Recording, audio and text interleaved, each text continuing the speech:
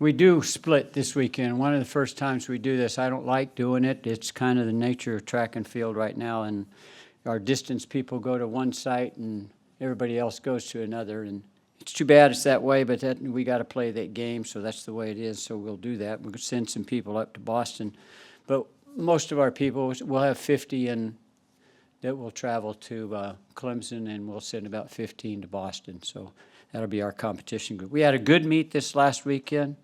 Charlie Thomas Invitational, one of our ex-track coaches here. And we had some people really do some good things. I just showed you one of the high jumpers.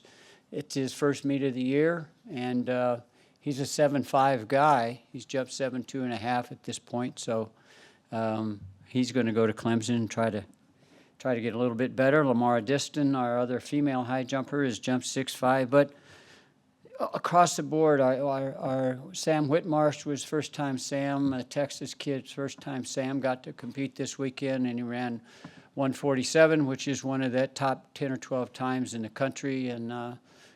And we have another guy that's run 147 as well. So both of them will run at Clemson, and they've got to run 146 to get in the national meet. Even our high jumper has to get better, or he's not going to get in the national meet even at 7.2. If he doesn't jump 7.3.5, he's not getting in either. But those people had good meets this weekend. Both of our 4x4s ran fast and are ranked nationally. So we had a good weekend, and we had a lot of people do better, but those are kind of the highlights.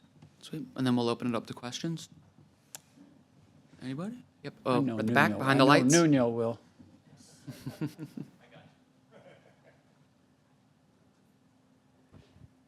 Coach, you mentioned Ushan coming up, making his season debut in the high jump, and I know a couple of guys kind of putting their marks out there, and as a result, y'all now showing up top 10 on the men's side in the poll. Just what have you been excited about, just to kind of see, especially some of the guys, having their first competition out there and kind of setting the bar for themselves? Well, for our team, it's about buying into. We have a bunch of guys younger guys that are contributors. That doesn't mean they've bought completely into what we're doing. And now they're seeing what we've been talking about all along. And we try to run our program to where it's kind of like a ladder. Each step is a process. Each step is trying to get just a little bit better. This is our fourth meet. And now our young people are starting to understand what we've been talking about. If you'll just follow the plan, work hard, you have an opportunity to be successful. And I saw a lot of that this weekend, and that's the real positive we take away from the competition this week. We'll go to David in the back on the left. Coach Henry, talk a little bit about that, but with the pacing, with the outdoor season coming up, and how you want that to kind of flow into both. Yeah, and that's a big challenge. Indoor used to be, it was the training ground for outdoor track and field 25 years ago. But now it's a sport in its own. And so I have found, first of all, I think track's outside. Okay, I'm a believer track and field is an outdoor sport. We're outdoors. But we have a championship indoors. And it's very important to us, very important to us. Balancing is part of the effort, as well as those people who go to world championships and on to the Olympic Games. It's all a balancing act, and it's all us working with those individual athletes who really have that really high, those really elite people. We have to balance more so than we do those who are just trying to get going in the sport. The Lamara Distons of the program, those kinds of athletes. We had 18 in the last Olympic Games. So we're going to have that nucleus. And Lamara is a good example because people are watching her right now. You can jump too much. I'm sure if you start looking at a baseball pitcher, you can only do so much with that arm. You can only do so much, and you got to really, really balance when you want things to be at an elite level. That's our job. That's what we're trying to get done, David. Yep. So, Coach, where do you feel like the team currently sits as we're approaching the conference? Well, you know, they have all these rankings that they aren't worth anything, it's good. It's good to have them. It's good for your team. It's good for them to see some things. I mean, you know, the SEC is a tough track and field conference. I mean, we've dominated the NCAA, and you know, I've had teams finish 4th, 5th, 6th at the SEC championships, and we won the national meet. So it tells you the caliber of the meets coming up. You have to have depth, and you have to have a lot of people that are ready to all go on the same day. And that's our challenge all the time, is having more people having a great day on the same day. It's kind of one of the sayings we talk about all the time. Everybody's got to hit on that one day. That's track and field. You know, a lot of guys' entire career is 10 seconds, and it better be less than 10 seconds. If it's not less than 10 seconds, you shouldn't have run. You know, so it tells you a lot about who we are as a sport. And then how did it feel, obviously, to be back at home at indoor this year? Yeah, well, it was a lot warmer. We had a couple seasons, a couple years of having to tolerate training. You know, if you didn't have an indoor season, your training would be completely different. But because you have an indoor season, you have to train at a level to allow you to be competitive. So when the indoor building disappeared, it changed our whole way we did some things, because there was 10 days in there that there's no way we could go outside and run in our underwear. You know, so you have to change, you have to do some things a lot different than you normally do. And now this gives us some consistency of training.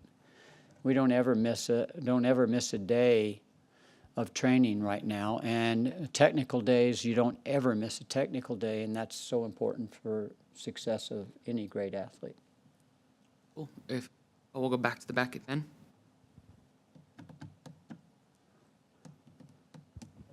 You kind of touched on it earlier, but how do you try to balance, I guess, you know, you've got all these different competitions between conference indoor, you know, indoor national, and then the outdoor season. And I know eventually you want them to, you know, hit their peak for the whole year. And at the end, how do you go about, I guess, trying to be disciplined and keep people on their timeline with, you know, having the actual championships coming up for indoor, whether conference or national, and maybe not trying to rush them into it, but trying to have them peak for that event, but still keeping things in the big picture?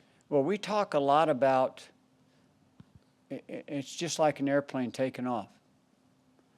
Your whole season is just like that. And if that pilot goes like this, you're in trouble.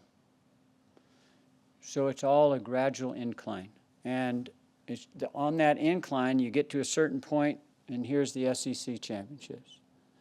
And then you keep coming, and then here's the SEC Outdoor Championships, and here's the NCAA, and here's the NCAA Championships.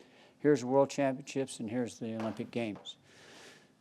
Yeah, that's the challenge. And it's very difficult with some. Some, they can adapt very quickly. Some want to compete all the time. And my biggest job is keeping them from competing all the time.